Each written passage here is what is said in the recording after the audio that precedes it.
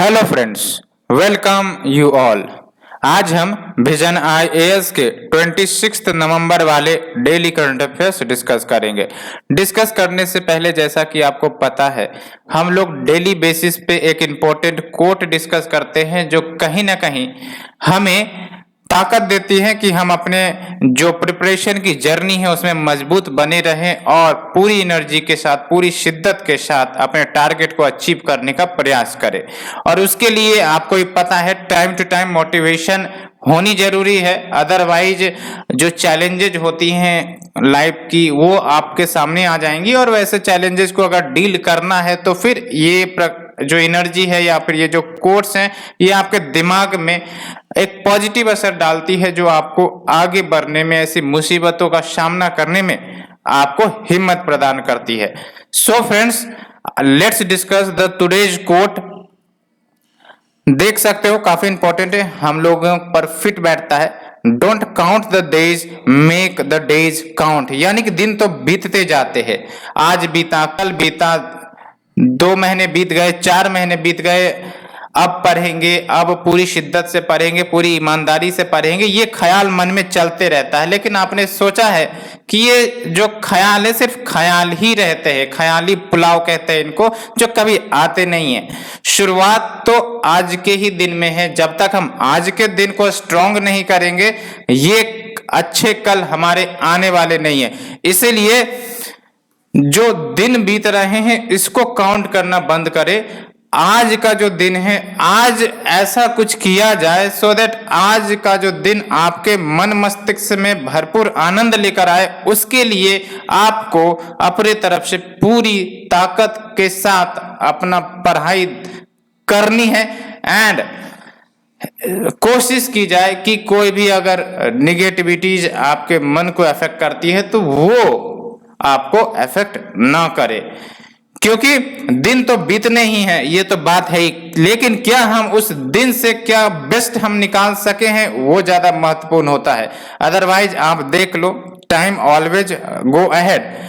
हमें टाइम के अनुसार चलना होगा। उसके लिए ये जरूरी है कि हम रोज के दिन को इफेक्टिवली यूज करें। कोई बहाने नहीं कि आज पढ़ने का मन नहीं है, आज बेसिकली कुछ टास्क करने का मन नहीं है, ये नहीं होगा। मन के बातों पर चलना मतलब कल पर टालना। इसलिए कल पर टालने से बेहतर है हम आज पर रहे और जो भी हमने टास्क प्लान किए हैं उस टास्क को टाइमली कंप्लीट करें। So friends, don't count the days, make the days count, so that ये डेज आपके दिन में खुशहाली लेकर आए। ठीक है, आपके टारगेट को अचीव करने में मदद करे। आपके माता और पिता के जो सपने देखे हैं आपने, आपके माता पिता ने जो सपने देखे हैं उन सपनों को अचीव करवाने में आपका ये मदद करे। So friends, without delaying let's move to our article. 5 article आज डिस्कस करने हैं और काफी इंपॉर्टेंट आर्टिकल्स आप कह सकते हो। पहला आर्टिकल आपका global state of democracy report 2020 का है। इसमें हम कुछ फाइंडिंग देखेंगे और ये रिलीज करी गई है international institute for democracy and electoral assistance के द्वारा, इंटरनेशनल आईडिया। ठीक है, शॉर्ट कोड है ये। तो ये जो आपका रिपोर्ट है इसमें बात कही जाती है कि पूरे दुनिया भर में 3 मुख्य रिजीम है, पॉलिटिकल रिजीम है। एक तो आपका डेमोक्रेसी है। डेमोक्रेसी में आपको ही पता है इलेक्टेड रिप्रेजेंटेटिव जो है वो आते हैं, हम लोग उनको चुनते हैं और फिर वो गवर्नमेंट रन करते हैं। दूसरा है आपका हाइब्रिड। हाइब्रिड में क्या होता है, मिक्सचर होता है। डेमोक्रेसी का भी कुछ जो कंसेप्ट है प्लस ऑथोरिटेरियन रिजीम का जो कुछ कंसेप्ट है वो हाइब्रिड कंसेप्ट में मिला हुआ रहता है। और ऑथोरिटेरियन में आपको पता है कि जहां पर पूरी अथॉरिटी सेंट्रलाइज्ड होती है, जहां पर आपको राजा या फिर यूं कह सकते हो सेंट्रलाइज्ड अथॉरिटी आपको देखने को मिलेंगी। और पूरे दुनिया भर में आप तीनों के एग्जाम्पल देखते हो। कहीं पर आप डेमोक्रेसी के एग्जाम्पल देखते हो, कहीं पर आप हाइब्रिड यानी कि मिक्स्ड के देखते हो, कहीं पर आप ऑथोरिटेरियन के देखते हो। ठीक है, लेकिन अगर हम बात करें डेमोक्रेसी की, तो डेमोक्रेसी आपको ही पता है कम्पिटिटिव इलेक्शंस होल्ड करता है। कम्पिटिटिव इलेक्शंस यानी कि यहाँ पर और भी ज्यादा उम्मीदवार होते हैं, दूसरे उम्मीदवार होते हैं जो एक साथ लड़ते हैं, और जिसको जीतना है वो जनता डिसाइड करती है कि किसे जीतना है, और यहाँ पर अपोजिशन को भी उतना ही चांस होता है पावर में आने का, आपको ही पता है। लेकिन अगर हम बात करें हाइब्रिड और ऑथोरिटेरियन रिजीम की, तो यहाँ पर ये चांसेस कम होती हैं। दैट्स वाई इनको नॉन डेमोक्रेटिक क्लासिफाई किया गया है ना। तो चाहे आपका हाइब्रिड ही क्यों ना हो, लेकिन हाइब्रिड में भी जो इंक्लिनेशन है वो ऑथोरिटेरियन ही होती है, ठीक है। दैट्स वाई इनको भी नॉन डेमोक्रेटिक क्लासिफाई किया जाता है। एंड ये जो आपका रिपोर्ट है, इसने डेमोक्रेसी को 5 कोर एट्रीब्यूट्स पर डिफाइन किया है। 5 कोर एट्रीब्यूट्स हम डिस्कस करेंगे, आपको पता होना चाहिए, क्योंकि प्रीलिम्स के लिए प्लस मेंस के लिए आपको अगर लिखना है तो ये मदद करेंगे, ये कीवर्ड मदद करेंगे। देखो, डेमोक्रेसी में आपका रिप्रेजेंटेटिव गवर्नमेंट होता है। जब हम बात करते हैं रिप्रेजेंटेटिव गवर्नमेंट की, यानी कि जो जनता होती है वो अपने रिप्रेजेंट को चुनती है, रिप्रेजेंटेटिव को चुनती है, और वो फिर इलेक्ट होकर वो गवर्नमेंट चलाता है। हमारे जो प्रॉब्लम्स हैं, सोशियो इकोनॉमिक कंडीशन है, उसमें सुधार लाने का प्रयास किया जाता है। दूसरा पिलर ये है कि डेमोक्रेसी में आपको फंडामेंटल राइट्स इंश्योर होती है। डेमोक्रेसी का मतलब क्या हुआ कि जनता का सरकार। अब जनता का सरकार, अब जनता के पास जब तक फंडामेंटल राइट्स नहीं होगी तो वो जनता का सरकार कैसे, ठीक है। इसलिए फंडामेंटल राइट्स भी इंश्योर होती है। और आप इंडिया में बेस्ट एग्जांपल देख सकते हो, we have the fundamental rights. US में देख लो, there is a fundamental rights, ठीक है।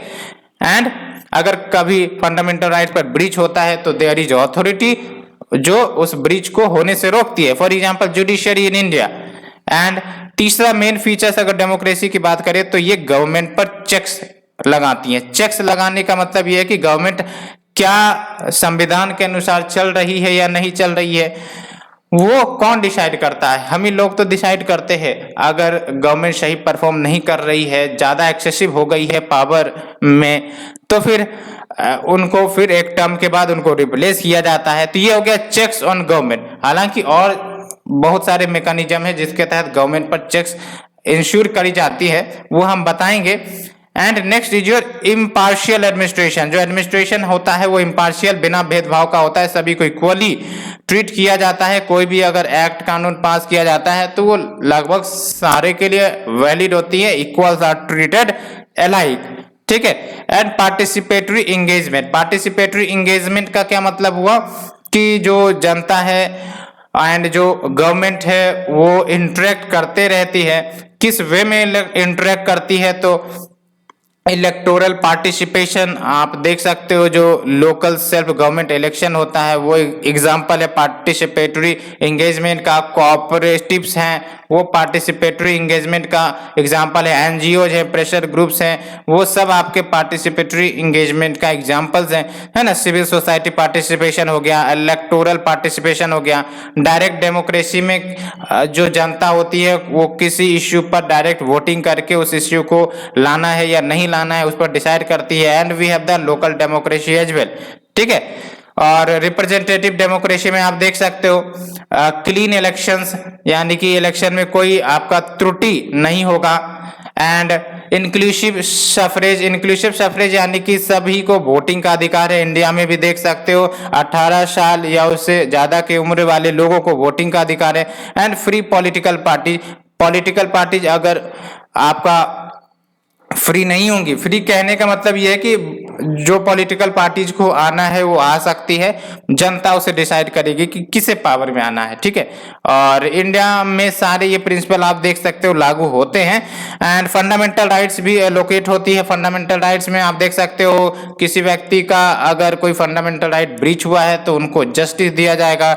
Civil liability in the form of right to speech and expression, ये सब आपको दिए जाते हैं। सोशल राइट्स एंड इक्वलिटी ये सब भी प्रोवाइडेड है। इंडिया के डीपीएसपी पे देख सकते हो आप, सोशल राइट्स एंड इक्वलिटी के प्रोविजन है, ठीक है। एंड चेक्स ऑन गवर्नमेंट में आप देख लो, इफेक्टिव पार्लियामेंट है, जो पार्लियामेंट होती है, राज्यसभा है हमारे यहाँ, लोकसभा है, वो सब गवर्नमेंट पर निगरानी रखती हैं। पार्लियामेंट्री कमिटीज हैं, आप देख सकते हो। जुडिशियल इंडिपेंडेंस यानी कि जुडिशियरी का इंडिपेंडेंस होना जरूरी है, नहीं तो गवर्नमेंट का प्रभाव एग्जीक्यूटिव पे होने के बाद कहीं ना कहीं जो सेपरेशन ऑफ पावर का जो प्रिंसिपल है वो वायलेट होगा और इफेक्टिव जस्टिस नहीं मिल पाएगी।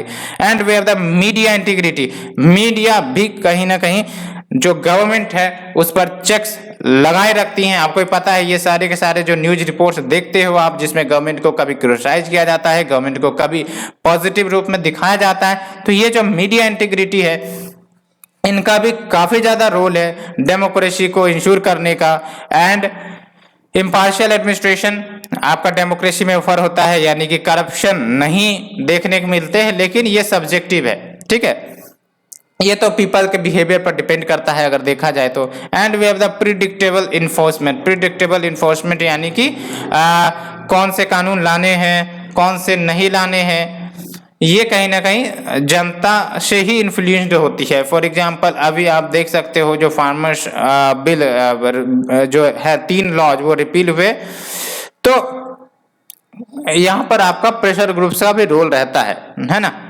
तो ये हमने बेसिक प्रिंसिपल डिस्कस किया, काफी इंपॉर्टेंट है, कहीं पर भी आप इसको मेंस में यूज कर सकते हो। अब इस रिपोर्ट में क्या मुख्य फाइंडिंग हुई है उसे देखते हैं। पहली बात तो ये कि 2020 में देखा गया कि जो बहुत सारे देश हैं, ज्यादातर देश वो ऑथोरिटेरियन डायरेक्शन में मूव कर रहे हैं as compare to those country जो डेमोक्रेटिक डायरेक्शन में मूव कर रहे हैं। यानी कि डेमोक्रेटिक डायरेक्शन में मूव करने वाले कंट्रीज की संख्या कम है relatively as compare to the countries जो ऑथोरिटेरियन डायरेक्शन में मूव कर रहे हैं।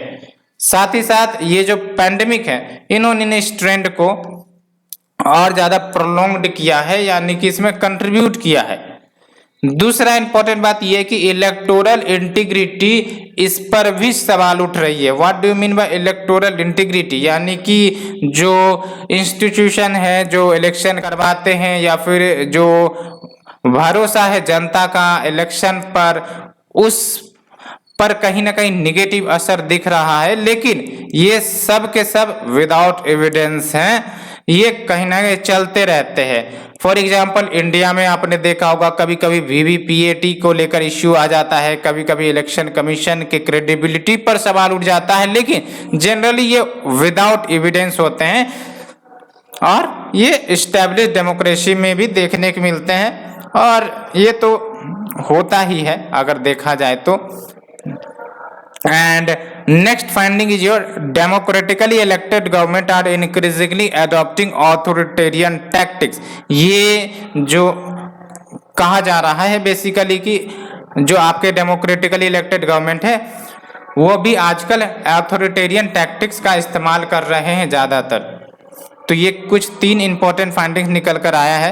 And next is your uneven global distribution of covid vaccines, यानी कि जो कोविड-19 वैक्सीन है वो वैश्विक लेवल पर अनइवनली डिस्ट्रीब्यूट हुई हैं, या फिर यूं कह सकते हो कि एंटी वैक्सीन व्यूज जो हैं वो वैक्सीनेशन प्रोग्राम का जो इन्फ्लुएंस है उसको प्रभाव किया है।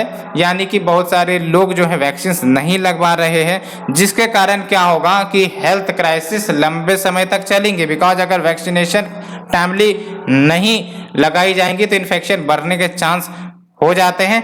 एंड जो रिस्ट्रिक्शंस लगाए गए बेसिक फ्रीडम्स के ऊपर उनको भी नॉर्मलाइज करने में टाइम ज़्यादा लगेगा। एंड साथ ही साथ एक और फाइंडिंग निकल कर आई है कि जो कंट्रीज हैं अराउंड द वर्ल्ड उन्होंने ये भी सीखा है कि कैसे इलेक्शंस डिफिकल्ट कंडीशन में कंडक्ट किए जा सकते हैं। फॉर एग्जांपल इलेक्शन कमीशन को क्रेडिबिलिटी दी जा रही है कि कोविड-19 पैंडेमिक जब अपने चरम सीमा पर था तो भी ऐसे डिफिकल्ट सिचुएशन में उन्होंने इलेक्शन कंडक्ट करवाए। सिमिलरली बहुत सारे देश में ये हुआ है, ठीक है। तो इससे हुआ क्या कि जो सिटीजन्स है वो अपने डेमोक्रेटिक राइट्स को एक्सरसाइज किए ही किए even in the pandemic time. And along with pandemic के दौरान मोर देन 80% कंट्रीज ने प्रोटेस्ट एक्सपीरियंस किए हैं। यहाँ पर प्रोटेस्ट देखने को मिले हैं डिस्पाइट की रेस्ट्रिक्शंस थी असेंबली पर, यानी कि मिलना जुलना इन सब पर रेस्ट्रिक्शंस होने के बावजूद 80% कंट्रीज में आपका प्रोटेस्ट देखने को मिला है। तो प्रोटेस्ट कहने का मतलब आप समझ सकते हो कि अगर गवर्नमेंट एक्सेस करती हैं तो प्रोटेस्ट किया जाता है गवर्नमेंट इंस्टीट्यूशन के द्वारा, एनजीओ के द्वारा, पीपल के द्वारा।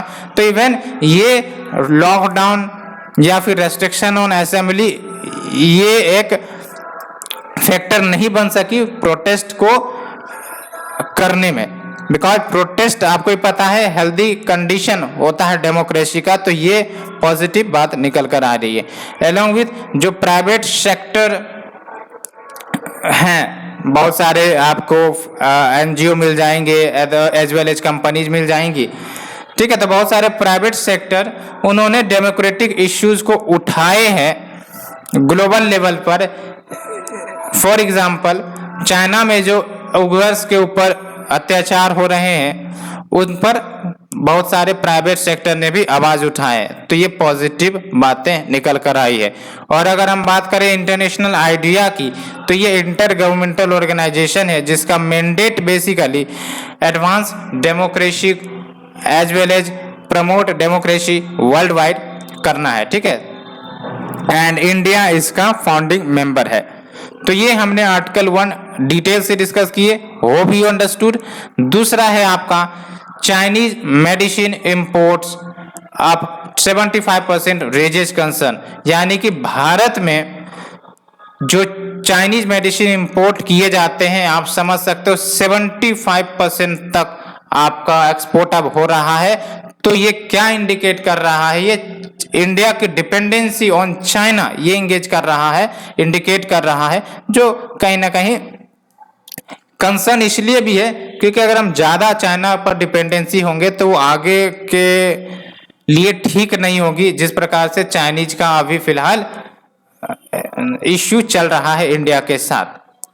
एंड दूसरी इंपॉर्टेंट बात यह है कि इंडिया एक तरफ सेल्फ रिलायंट बनना चाहता है, हेल्थ केयर में आत्मनिर्भर भारत बनना चाहता है वेरियस सेक्टर में इंक्लूडिंग द हेल्थ केयर, और दूसरी तरफ क्या हो रहा है कि जो मेडिसिन टेक्नोलॉजी है, मेडिकल डिवाइसेस हैं, उन सब का जो इंपोर्ट है वो आप देख सकते हो 75% तक जंप हो गया फ्रॉम चाइना एलोन। चाइना, सिर्फ चाइना से हम लोग 75% तक का import medicinal devices and medicinal technology का कर रहे हैं। एंड इसी के साथ साथ चाइना आपका लार्जेस्ट एक्सपोर्टर बन गया है मेडिकल डिवाइसेस का भारत में, जो यूएस को एज वेल एज जर्मनी को ओवरटेक कर दिया है ड्यूरिंग दिस 2020-21। एंड दूसरी इंपॉर्टेंट बात ये कि ये जो आप इंक्रीमेंट देख रहे हो इंपोर्ट का भारत में, उसका कारण क्या है? उसका एक कारण ये है कि जो क्रिटिकल आइटम्स हैं मेडिसिन के क्षेत्र में, जैसे कोविड-19 इमरजेंसी आई है, अब उसमें जो भी आपके डिवाइसेस की जरूरत होती है, आपको ऑक्सीमीटर्स की जरूरत पड़ती है, डायग्नोस्टिक इंस्ट्रूमेंट्स की जरूरत पड़ती है, डिजिटल थर्मामीटर सबकी जरूरत पड़ती है, तो इनको तो हमें जरूरत थी। अब इसको इतनी कम समय में स्केल अप नहीं किया जा सकता था, तो एक कारण ये बताया जा रहा था कि चूंकि हमारे पास प्रोडक्शन उतनी ज्यादा मात्रा में नहीं हो सक रही थी शॉर्ट टाइम में, दैट्स वाई हमें इसके इंपोर्ट को बढ़ाना पड़ा फ्रॉम द चाइना, क्योंकि हेल्थ वाज मोर इम्पोर्टेंट। अगर देखा जाए saving lives was more important. And अगर हम बात करें इंडिया की जो मेडिकल डिवाइसेस मार्केट है वो 11 बिलियन यूएस डॉलर देखने को मिली 2020 में, और ये जो आपका मेडिकल डिवाइसेस का मार्केट है आने वाले 3 सालों में यानी कि बाय 2024 65 बिलियन यूएस डॉलर का हो जाएगा। एंड जो मेजर सेगमेंट्स हैं, जो प्रोडक्ट्स बेसिकली यूज किए जाते हैं या फिर ट्रेड किए जाते हैं, वो है आपका consumables and disposables, diagnostic imaging, dental products, orthopaedics and prosthetics and patient aids. And major growth driver जो रहा, यानी कि ये जो मार्केट भारत की मेडिसिनल डिवाइसेस के फील्ड में ये जो इतना ज़्यादा वैल्यूएशन दिखा रहा है, आने वाले समय में और इसकी वैल्यू बढ़ने वाली है, मेडिसिनल डिवाइस मार्केट की वैल्यू बढ़ने वाली है भारत में। तो इसके पीछे कारण क्या है? तो एक तो पॉपुलेशन काफी तेजी से बढ़ रही है, तो उनको ये सब चीजों की जरूरत पड़ेगी, बिकॉज उसके साथ साथ डिजीज भी जंप हो रहा है, अलोंग विथ लाइफ एक्सपेक्टेंसी भी बढ़ रही है, डिजीज बर्डन शिफ्ट हो रहा है, जो एटीट्यूड है टुवर्ड प्रिवेंटिव हेल्थ केयर उसमें भी बदलाव आ रहे हैं कि हमें प्रिवेंशन ज्यादा करनी चाहिए रेदर की क्यूर। तो उसके लिए वेरियस चेकअप डिवाइसेस होंगे, है ना, वेरियस डायग्नोस्टिक डिवाइसेस होंगी। दैट्स वाई ये कुछ मेजर फैक्टर रहे हैं जिसने जो मार्केट डिवाइसेस, मेडिकल डिवाइसेस के जो मार्केट है उसमें इजाफा करवाया है, ठीक है। एंड इनिशिएटिव्स क्या ली गई हैं भारत के द्वारा to improve medical devices manufacturing in India? तो बहुत सारे इनिशिएटिव्स लिए गए हैं। पहली बात तो ये कि मेडिसिनल डिवाइसेस को सनराइज सेक्टर के कैटेगरी में रिकॉग्नाइज किया है। सनराइज मतलब क्या है कि आने वाले समय में इसका जो डिमांड है ना, इसका जो मार्केट वैल्यू है वो बढ़ने वाली है। इसका मतलब अभी से इस पर फोकस किया जाए सो दैट आने वाले समय में हम इनके वैल्यू को रियलाइज किया जा सके under the made in India campaign, ठीक है। और दूसरी इंपॉर्टेंट बात, PLI स्कीम जो चलाई जा रही है डोमेस्टिक मैन्युफैक्चरिंग को प्रमोट करने के लिए for the medicinal devices, and we have the national medical device promotion council, और इसके तहत लोकल मैन्युफैक्चरिंग जो हाई एंड मेडिकल डिवाइसेस है उनका प्रोडक्शन को प्रमोट किया जाता है। एंड ये याद रखना है प्रीलिम्स के लिए 100% FDI अलाउड है ऑटोमेटिक रूट के तहत, चाहे वो ब्राउनफील्ड इन्वेस्टमेंट हो या फिर ग्रीनफील्ड इन्वेस्टमेंट हो। ऑटोमेटिक रूट यानी कि गवर्नमेंट से कोई परमिशन नहीं लेनी पड़ेगी, ठीक है। एक तो होता है कि आपका वाया गवर्नमेंट रूट जहां पर आपको गवर्नमेंट से परमिशन लेनी पड़ेगी और तब जाके आप FDI आपका इंडिया में आएगा। दूसरी इंपॉर्टेंट बात, without taking much permission, without following much rules and regulation, FDI आप ला सकते हो इस सेक्टर में। और ब्राउनफील्ड या फिर ग्रीनफील्ड हो उससे फर्क नहीं पड़ता। ग्रीनफील्ड यानी कि हम फॉर एग्जांपल फ्रेश कोई इंफ्रास्ट्रक्चर या फिर फ्रेश हॉस्पिटल सेटअप करना चाहते हैं तो वो हो गया ग्रीन फील्ड, यहाँ नहीं है कि फ्रेश इन्वेस्टमेंट, वहां पर शुरू से सब कुछ बनाया जाएगा। ब्राउन फील्ड यानी कि ऑलरेडी मेड इंफ्रास्ट्रक्चर में हम कुछ टैक्स लगा रहे हैं, शेयर्स खरीद रहे हैं, ठीक है, तो वो हो गया आपका ब्राउन फील्ड। तो आप होप आपको ये बातें क्लियर हुई होगी। So friends, let's move to the next article. India US commit to linking economies across sector. India US का रिलेशन आप जान रहे होंगे, धीरे धीरे वो काफी ज्यादा पॉजिटिव दिशा में जा रहा है। अगर हम बात करें ट्रेड की, ट्रेड पोटेंशियल दोनों देश के बीच काफी अच्छी है। डिफेंस कॉपरेशन को देख लो, दोनों देश के बीच में काफी अच्छी है। एंड आप कुछ इनिशिएटिव रिसेंट में हुए हैं, फॉर एग्जांपल क्वाड को देख लो, या फिर जो लॉजिस्टिक एग्रीमेंट्स 3-4 साइन हुए, बेका लेमोआ आपने सुना होगा। ये सब क्या दर्शाता है कि इंडिया और US के जो रिलेशन है वो डीपेन हो रहे हैं। तो बेसिकली ये जो फिलहाल अभी समिट हुई 12th India USA trade policy forum, इस फोरम में दोनों कंट्रीज ने प्रण लिया, रिजॉल्व लिया कि जो हमारा इकोनॉमिक टाइज है, इकोनॉमिक टाइज यानी कि ट्रेड को बूस्ट करना, दोनों देश के बीच में प्रोडक्ट्स जो आदान प्रदान किए जाए, इंपोर्ट एक्सपोर्ट किए जाए, इनको डिपेंड करना, ठीक है। इस इकोनॉमिक टाइज को अब हाई लेवल पर लेकर जाया जाए। एंड खासकर जो आपके टारगेटेड टैरिफ रिडक्शन पर जो इश्यू चलती है दोनों देश की, है ना, प्रति आरोप लगते रहते हैं कि भारत ज्यादा टैरिफ लगाता है, फिर भारत के तरफ से आरोप लगते हैं कि US ज्यादा टैरिफ लगाता है। तो इस पर एक सॉल्यूशन निकले एंड टैरिफ रिड्यूस करने का प्रयास किया जाए, बिकॉज जब तक टैरिफ रिड्यूस नहीं होंगे, प्रोडक्ट्स कंपिटिटिव नहीं होंगे, प्रोडक्ट्स कंपिटिटिव नहीं होंगे तो वो फिर ग्लोबल मार्केट में चल नहीं पाएंगे, जो एक्सपोर्ट को प्रभावित करेंगे। दैट्स व्हाई अब इकोनॉमिक टाइज को हाई लेवल पर ले जाने की बात चल रही है। एंड किस प्रकार से टारगेटेड सेक्टर में टैरिफ रिड्यूस किया जाए सो दैट प्रोडक्ट्स का एक्सपोर्ट बढ़ाया जाए। क्योंकि जब तक प्रोडक्ट्स के एक्सपोर्ट बढ़ेंगे नहीं, इकोनॉमिक टाइज मजबूत होंगी नहीं, ट्रेड बूस्ट होंगे नहीं, आपको भी पता है। तो क्या की डिसीजन ली गई? तो की डिसीजन में आप देख सकते हो कि ये जो आपका ट्रेड पॉलिसी फोरम है उसको एग्रीकल्चर के लिए, नॉन एग्रीकल्चरल गुड्स के लिए, सर्विसेज हो, इन्वेस्टमेंट्स हो, इन सब के लिए एक्टिवेट किया जाएगा, जो इन सब मैटर पर डिस्कस करेगा और अगर कोई म्यूचुअल कंसर्न का इश्यू आता है तो उसको भी एड्रेस करेगा, जो दोनों के लिए बेनिफिशियल होगा। और दूसरी इंपॉर्टेंट बात यह कि भारत ने जीएसपी के रीस्टोरेशन की मांग की है। जीएसपी यानी कि जनरलाइज्ड सिस्टम ऑफ प्रेफरेंसेस, इसके बारे में आपने प्रीलिम्स में पढ़ा होगा। इसके तहत बेसिकली ये यूएस की एक पॉलिसी है या प्रोग्राम कह सकते हो कि जो डेवलपिंग नेशन है, बेनिफिशियरी डेवलपिंग नेशन, इनको सर्टेन प्रोडक्ट पर टैरिफ फ्री कर दिया जाता है कि भाई साहब आप इस प्रोडक्ट को अगर यूएस में लाओगे तो हम आप पर कोई ड्यूटी नहीं चार्ज करेंगे, कोई टैक्स नहीं चार्ज करेंगे। तो इससे क्या होता है कि जो डेवलपिंग कंट्रीज है उनका एक्सपोर्ट प्रमोट होता है, तो उनकी जो इकोनॉमी है बूस्ट होती है और अल्टीमेटली उनका जो डेवलपमेंट है वो अच्छे से इंश्योर होता है। तो इस प्रिंसिपल के साथ यूएस ने इस जीएसपी को लाया था, लेकिन भारत भी इसमें शामिल था, बट इसको अब भारत को बेसिकली यहाँ इस प्रेफरेंशियल टाइटल से निकाल दिया गया है, आपने भी सुना होगा। ठीक है, तो जीएसपी आपका यूएस ट्रेड प्रेफरेंस प्रोग्राम है जो इकोनॉमिक डेवलपमेंट प्रमोट करता है डेवलपिंग कंट्रीज के। कैसे? तो ड्यूटी फ्री एंट्री प्रोवाइड करता है 1000 ऑफ प्रोडक्ट्स का from the designated beneficiary country, यही हमने आपको बताया।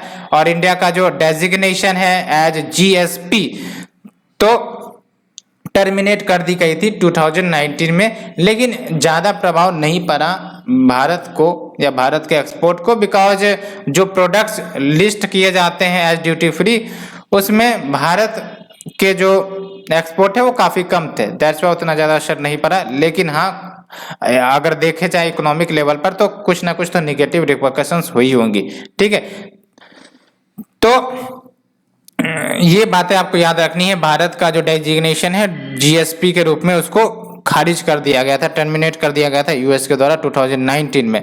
ठीक है, and along with social security totalisation agreement पर भी बातचीत चली, जो अलाउ करेगा वर्कर्स को फ्रॉम बोथ द कंट्री, चाहे वो यूएस के वर्कर्स हो चाहे वो इंडिया के वर्कर्स हो, वो अपने रिटायरमेंट सेविंग्स को मूव कर सकते हैं एक दूसरे देश में।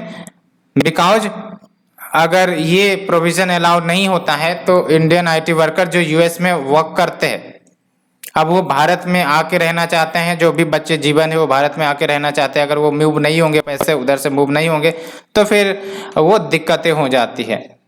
ठीक है, तो एक सोशल सिक्योरिटी टोटलाइजेशन एग्रीमेंट की भी बात कही गई है। तो अगर पूछा जाए प्रीलिम्स में social security totalisation agreement seen in news किसके किसके बीच में, तो यूएस और इंडिया के बीच में, जर्मनी और इंडिया के बीच में नहीं है, रशिया और इंडिया के बीच में नहीं है, चाइना और इंडिया के बीच में नहीं है।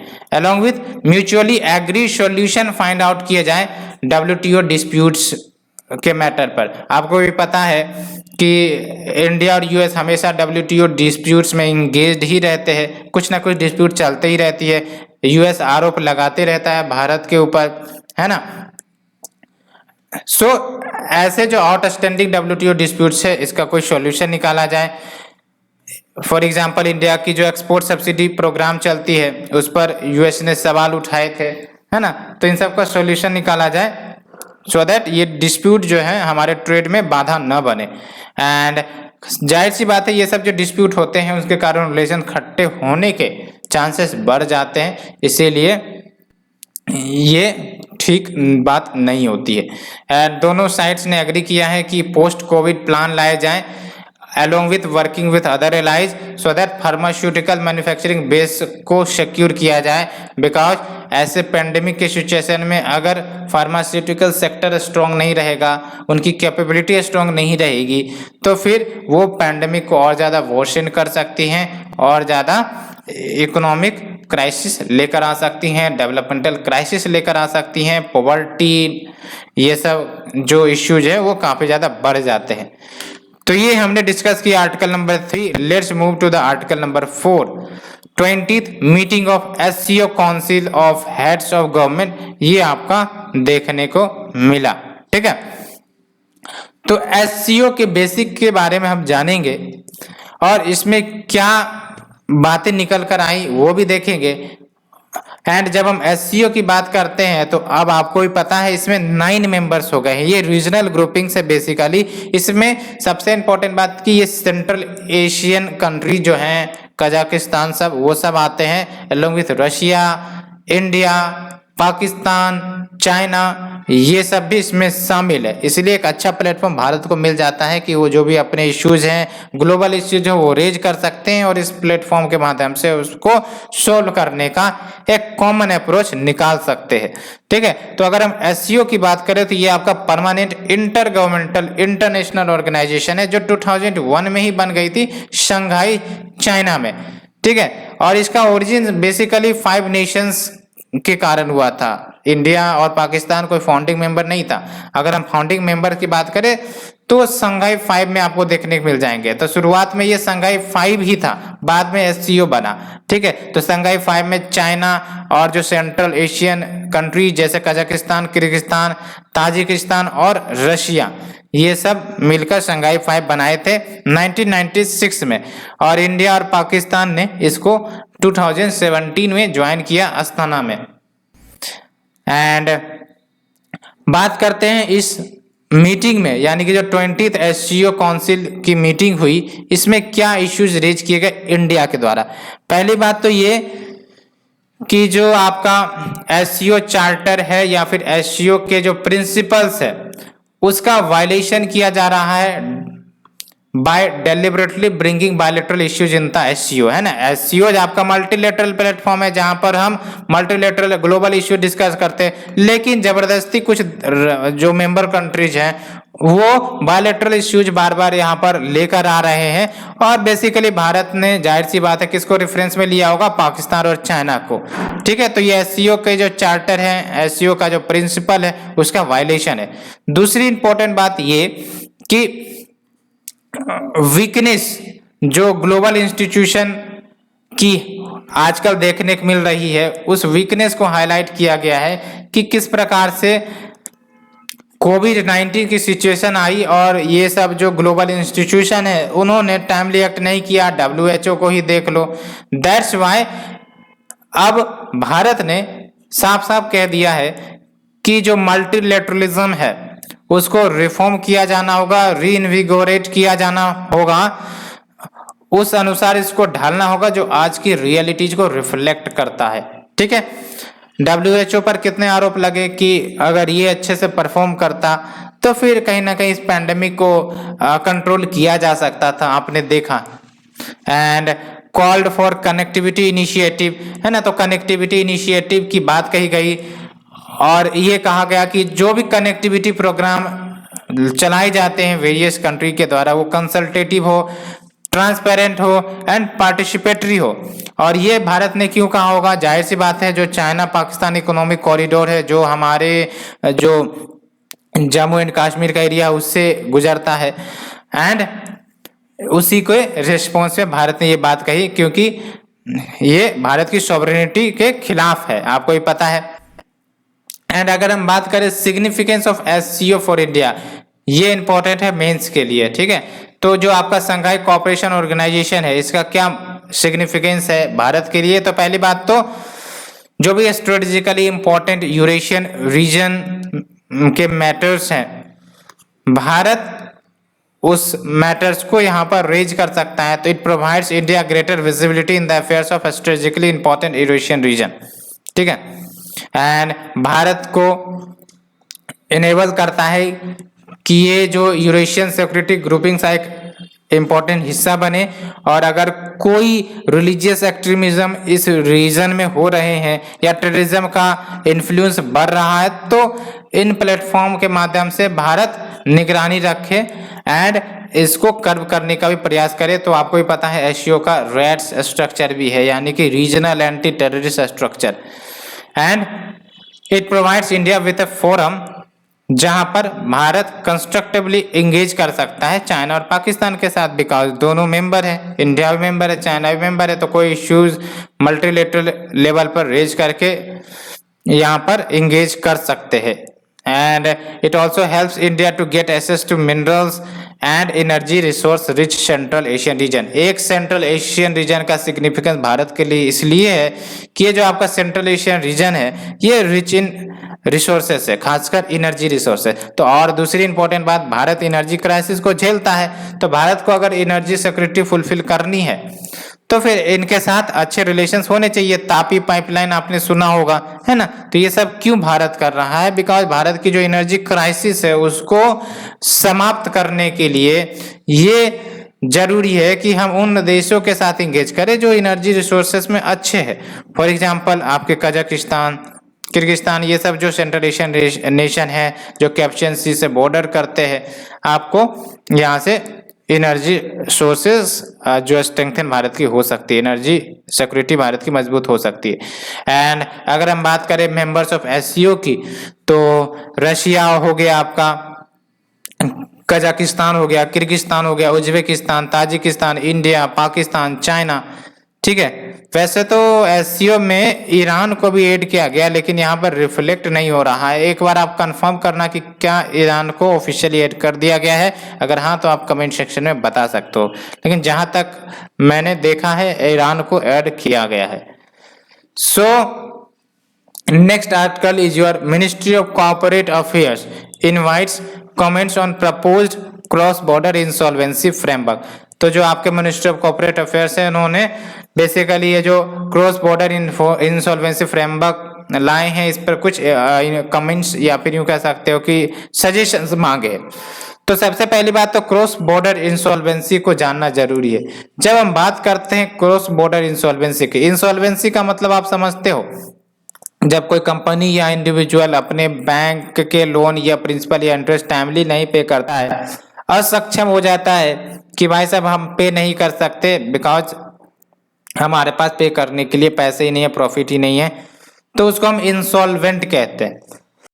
यानी कि खुद जो डेप्टर है वो एग्री हो जाता है कि भाई साहब मेरे पास पे करने के लिए कुछ है ही नहीं, तो उनको हम इंसॉल्वेंट कहते हैं। अब बात करते हैं कि जब कोई कंपनी या फिर इंडिविजुअल इंसॉल्वेंट हो जाता है तो बैंक क्या करती है, उनके जो एसेट जो उन्होंने गिरवी रखे हैं उनका नीलामी करेगा, उसको अपने जब्त में लेगा, सो दैट वो कवर कर सके अपने लोन के पैसे को, ठीक है। तो बात यहां पर ये निकल कर आती है कि लेट से कि कोई इश्यू आई और कोई कंपनी है उन्होंने अपना टाइमली लोन नहीं चुकाया, प्रिंसिपल इंटरेस्ट नहीं चुकाया, तो अब क्या करेगी, बैंक एसेट जब्त करने का प्रयास करेंगे। लेकिन लेट से कि जो एसेट है उस इंडिविजुअल के वो आउटसाइड आवर नेशन यानी कि इंडिया के बाहर है, तो फिर ऐसे इश्यू में कैसे उनका एसेट जब्त किया जाएगा, उसके लिए प्रोविजन है, वो हम डिस्कस करेंगे, लेकिन काफी ज्यादा कॉम्प्लेक्स प्रोविजन है। तो भारत एक सॉल्यूशन पर आने का प्रयास कर रहा है कि क्या कोई अन्य रास्ते हो सकते हैं क्या कि हम ऐसे क्रॉस बॉर्डर इंसॉल्वेंसी वाले इश्यूज को टैकल कर सके। तो जब हम बात करते हैं क्रॉस बॉर्डर इंसॉल्वेंसी की, तो इसका मतलब वैसे सर्कमस्टांसेस जहां पर जो इंसॉल्वेंट डेप्टर हैं उनका asset more than one country में मौजूद है, तब क्या होगा, तब कैसे उनका एसेट जब्त किया जाएगा, उसके लिए हमारे पास इंसॉल्वेंसी एंड बैंक्रप्सी कोड में प्रोविजन है, लेकिन काफी कॉम्प्लेक्स प्रोविजन है। समझते हैं। पहली बात तो ये कि ऐसे इश्यू को डील किया जाता है सेक्शन 234 के तहत। Section 234 of insolvency and bankruptcy code 2016 क्या कहता है, इसके तहत सेंट्रल गवर्नमेंट को एम्पावर करता है कि वो बायलैटरल एग्रीमेंट्स कर ले डिफरेंट नेशन के साथ, और उस बायलैटरल रिलेशंस के आधार पर वो एसेट कब्जा में ले सकता है।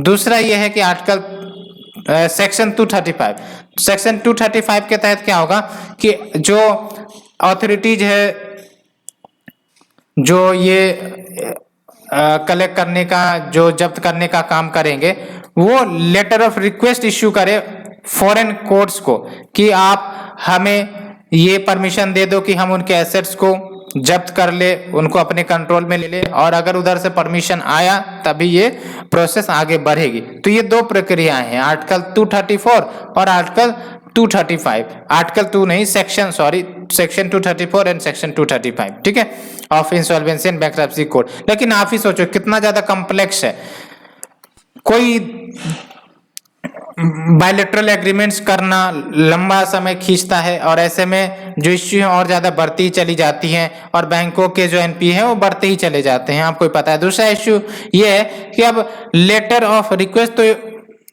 जो एजुकेटिंग अथॉरिटीज है भारत की वो इशू कर दे, लेकिन वो तो फॉरेन कोर्ट पर डिपेंड करता है कि वो कब उसको परमिशन देगी या नहीं देगी, है ना। तो ये बातें निकल कर आती है, दैट्स वाई इसके अल्टरनेटिव प्रपोज किए गए हैं। तो क्या की प्रोविजन है अंडर द प्रपोज फ्रेमवर्क? तो पहली बात तो ये कि जो आपका क्रॉस बॉर्डर इंसॉल्वेंसी से रिलेटेड जो प्रोविजन है उसको कॉर्पोरेट्स के लिए लागू हो तो हो ही, साथ ही साथ पर्सनल गारंटर्स के खिलाफ भी लागू हो, जो कॉर्पोरेट डेब्टर्स के बिहाफ पर गारंटी प्रोवाइड करते हैं कि भाई साहब अगर ये नहीं चुका पाए तो हम तो धरती पर है ही, गारंटी लेने के लिए हम देख लेंगे। तो इनके ऊपर भी ये प्रोविजन लागू हो, पहली बात तो ये। दूसरी इंपॉर्टेंट बात ये कि सारे के सारे जो बेंचेज है नेशनल कंपनी लॉ ट्रिब्यूनल के या फिर डेब्ट रिकवरी ट्रिब्यूनल के, वो एप्लीकेशंस को टेक कर सकती है under the cross border insolvency, ये प्रपोज किया गया है ना। ऐसा नहीं हो कि सर्टेन रेस्ट्रिक्टेड ब्रांच ही एजुकेट कर सके एप्लीकेशंस को regarding the cross border insolvency, तो सारे ब्रांचेस को ही ओपन किया जाए, पावर दी जाए। दूसरी इंपॉर्टेंट बात, exclusion of pre package insolvency resolution process, यानी कि जो pre package insolvency resolution process है उसको एक्सक्लूड किया जाए। एंड अब बात करते हैं कि क्रॉस बॉर्डर इंसॉल्वेंसी लॉ, जो मोर देन वन कंट्रीज में एसेट रखते हैं और उसके एसेट को एजुकेटिंग अथॉरिटी अपने कंट्रोल में लेना चाहती है, तो फिर क्यों ये जरूरत है? पहली बात तो जो करंट फ्रेमवर्क हमने अभी डिस्क्राइब किया है सेक्शन 234 एंड सेक्शन 235, इसमें सबसे पहली बात तो क्या होगा कि देश के साथ मिलो, बायलैटरल टाइज करो, और उसके बाद उस पर बात होगा, चर्चा होगा, डिस्कशन होगा, लंबा चौड़ा टाइम खींच चला जाता है, एंड अल्टीमेटली अनसर्टेनिटी नजर आती है फॉरेन इन्वेस्टर्स के लिए, जो दिक्कत क्या करती है, जो माहौल है ईज ऑफ डूइंग बिजनेस का, ठीक है, क्रेडिट सिस्टम का, उसको डेटोरिएट करता है। अलॉन्ग विथ जब मल्टीपल जुरिडिक्शंस इन्वॉल्व हो, यानी कि परमिशन लेनी है एक से ज्यादा नेशन से, तो जो बायलैटरल कंट्रीज हैं, आप बायलैटरल ट्रीटीज आपको ही पता है कि सारे के सारे के साथ करने पड़ेंगे, है ना। तो इसके कारण लीगल एंड प्रोसीड्यूरल कॉम्प्लेक्सिटीज, अब लेट से कि 3 कंट्रीज के साथ उनका जो प्रॉपर्टीज है वो या फिर जो एसेट है वो फैला हुआ है। अब एक तो आप यूएस से सर करो, एक दूसरे देश के साथ से करो, एक दूसरे देश से साथ करो, तो ये क्या दिखा रहा है आपका लीगल एंड प्रोसीड्यूरल कॉम्प्लेक्सिटीज। अगर एक देश की बात हो तो कोई दिक्कत नहीं है, लेकिन 3 देश के साथ आपका कॉमन परमिशन लेना पड़ेगा, बायलैटरल करना पड़ेगा। And next is your no guidance or remedy available when assets of Indian debtor are located in foreign jurisdiction with which there are no bilateral agreements। अब लेट्स से कि कोई देश है वहां पर बायलैटरल एग्रीमेंट्स हुई ही नहीं इस मैटर पर, अब वहां पर उनका एसेट है और अगर हम उस एसेट को जब्त करना चाहेंगे तो भी नहीं कर सकते क्योंकि बायलैटरल एग्रीमेंट्स हुए ही नहीं, तब क्या होगा, है ना। तो इन सब के कारण आप समझ सकते हो कि जो क्रेडिट सिस्टम है भारत की या फिर एनपीए की जो सिस्टम है भारत की या फिर जो फाइनेंशियल स्ट्रेंथ है हमारी भारत की वो ज्यादा प्रभावित होती है। तो ये हमने कंप्लीट आर्टिकल डिस्कस किया फ्रेंड्स। एक हम प्लेसेस इन न्यूज को डिस्कस करेंगे आज। आप देख सकते हो यहाँ पर आपका प्लेसेस इन न्यूज है सोलोमन आइलैंड। तो सोलोमन आइलैंड में क्या न्यूज चल रही है कि जो ऑस्ट्रेलिया है वो peace keeping troops Solomon island को भेज रही है, बिकॉज वहां पर राइट्स देखने को मिला in the capital city of Honiara, ठीक है, होनेरा आपका कैपिटल सिटी है। एंड फिजिकल लोकेशन की बात करते हैं तो ये आर्कियोपेलाजिक स्टेट है, यानी कि मेलानेशिया में आपको ये सोलोमन आइलैंड देखने को मिलेंगे। ये है टोटल आपका मेलानेशिया, ठीक है। एंड यहाँ पर आपका ये जो सोलोमन आइलैंड आप यहाँ देख रहे हो, कैपिटल देख लो होनेरा कैपिटल है इसका। एंड ये आपका साउथ वेस्ट पैसिफिक ओशियन में लोकेटेड है और जियोग्राफिकली ये सदर्न एंड ईस्टर्न हेमिस्फीयर में है ना, सदर्न एंड ईस्टर्न हेमिस्फीयर, यानी कि सदर्न हेमिस्फीयर में, और दूसरी इंपॉर्टेंट बात ईस्टर्न हेमिस्फीयर में, दैट्स व्हाई ये सदर्न एंड ईस्टर्न हेमिस्फीयर में। नेबर्स देख लो पपुआ न्यू गिनिया, एंड आपका एक और है, कौन सा है ये, वैन्यूताउ। एंड जियोग्राफिकल फीचर यही है कि यहाँ पर आपको archipelago of mountains, heavily forested volcanic islands, कुछ एक्टिव आइलैंड में है, and few low lying coral atolls मिलेंगे। तो ये हमने प्लेस्टेशन न्यूज देखा। सो फ्रेंड्स, आज के इस आर्टिकल में इतना ही। होप आपको ये आर्टिकल पसंद आई होगी। अगर पसंद आ रही है तो प्लीज लाइक शेयर सब्सक्राइब जरूर करें। Thank you friends, thank you very much.